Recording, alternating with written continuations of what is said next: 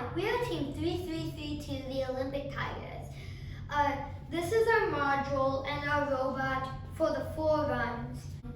For our criteria for the robot, we wanted our robot to have 4 things.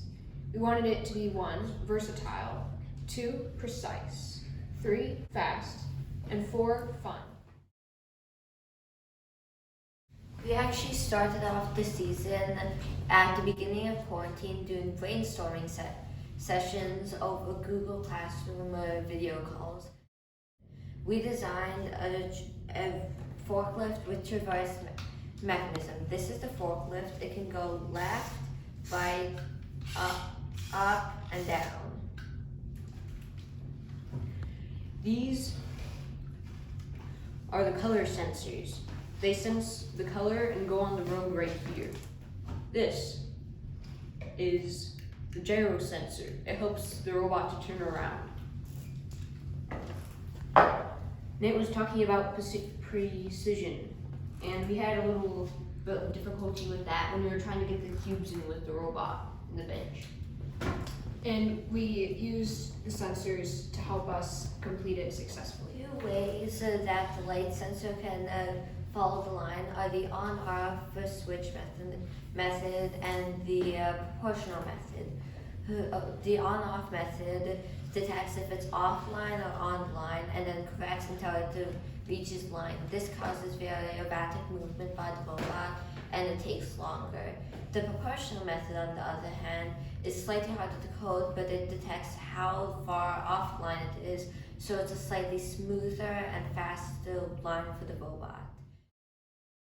First, we will show you a sample of our program, and then we will show you some footage of our working on the robot. Hello, this is our program for the robot. We have a gyro sensor program here which will help us make sure that the robot isn't turning too much any direction, and if it does, we have it correct perfectly to where it was going before. Next, because we want everything to be more smooth and easier to run, we have a button here which makes it that the next mission only will run once we press the middle button on the EV3 Smart Brick. The next mission that it does is the bench mission. And again, down here we use the touch sensor button so the robot can wait until we are ready to launch it, and then it will go. We are hoping to, by the end of the season, incorporate music and sounds into the Smart Brick using the play sound function block. We had a memorable moment after round 1. We had about 10 or 12 seconds left, and the judges said that we should take advantage of that time. It will be necessary to have a new mission. After our first round, it was a complete disaster. After the first round, we had 380, but after the second round, we dropped down to 300. We recovered using 3 different plans. Our first thing we needed to do was give up our mission to gain a tiny bit of time. We decided to give up the pull bar. It was a difficult decision because it got rid of 15 points, but we gained 60.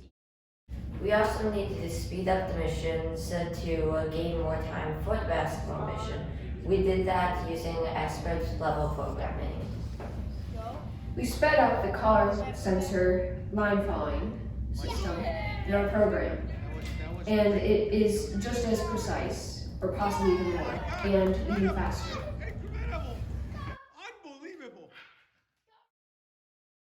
Our third thing we did was when the robot returns home, instead of having to manually align it, one of our newer team members came up with the idea to have the robot align itself. We programmed it to turn itself in the program, which saved us 20 to 30 seconds.